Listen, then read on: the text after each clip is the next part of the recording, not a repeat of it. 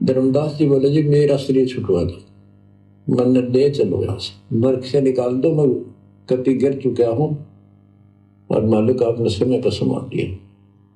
देखो भाई और बहनों, ये वो पॉइंट हैं जो ये साबित करते हैं कि धर्मदास जी परमात्मा को नहीं जान पाए थे, नहीं पहचान पाए थे। धर्मदास जी इस तत्व ज्ञान से पूर्णतया परिचित नहीं थे। क्या कहा पूज्य गुरुदेव भगवान ने? जब वहां जाकर धर्मदास जी को फिर से ज्ञान समझ आया तो धर्मदास जी ने क्या कहा कि परमात्मा मुझे सतलोक भेज दो, मेरे वश की बात नहीं है।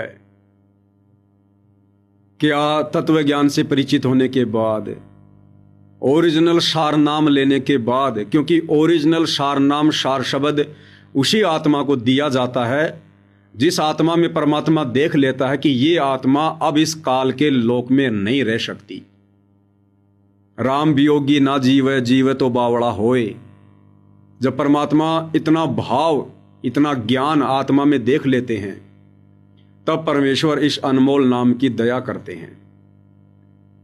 तो अगर धर्मदास जी को इस मोक्ष वाले मार्ग का संपूर्ण ज्ञान हो गया होता, उन्हें ओरिजिनल सार नाम मिल गया होता, तो धर्मदास भी ज्ञान को आधार बनाकर और गुरु मर्यादाओं में दृढ़ रहकर भक्ति करता कि परमेश्वर हमें आप पर पूर्ण विश्वास है और आपने जो विधि बताई है उस विधि अनुसार परमेश्वर हम अवश्य आपके लोक में जाएंगे, आपके साथ जाएंगे।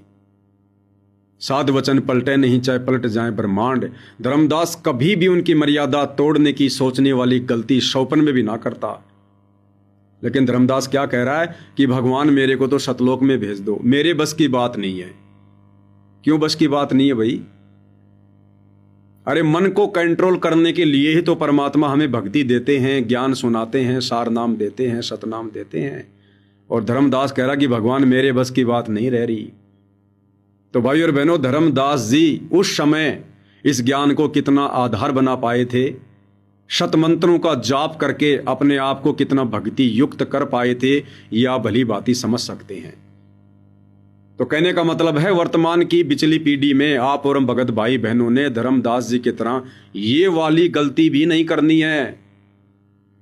हमने अपने गुरु पर विश्वास करना है, गुरु मर्यादाओं पर विश्वास करना है, गुरु के ज्ञान पर दृढ़ रहना है कि गुरुदेव भगवान ने जो वचन अपने मुख कमल से बोल दिए वो अकाटे हैं, अमर वाणियां हैं, वो अखंड वचन है।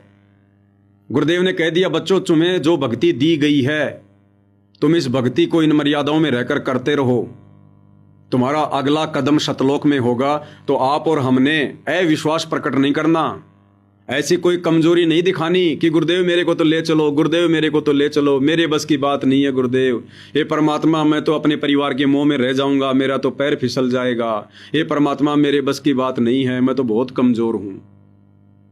इस प्रकार से ये परमात्मा नहीं लेकर जाएगा। अगर लेकर जाना होता तो धर्मदास परमेश्वर की आप और हमारे से भी अति प्रिय आत्मा थी। परमात्मा 650 साल पहले उनको लेकर जा सकते थे, लेकिन गुरुदेव उनको लेकर नहीं गए। तो आप और हमारे लिए ये शिक्षा है कि आप और हमने वर्तमान में गुरुदेव के ज्ञान को आधार बनाकर अपने गुरु को ही पूर्ण ब्रह्म परमात्मा मानकर अपनी आत्मा को दृढ़ करना है, और इस भक्ति मार्ग को सफल करके ही हमने सतलोक जाना है। दूसरी कोई विधि सतलोक में जाने की नहीं है।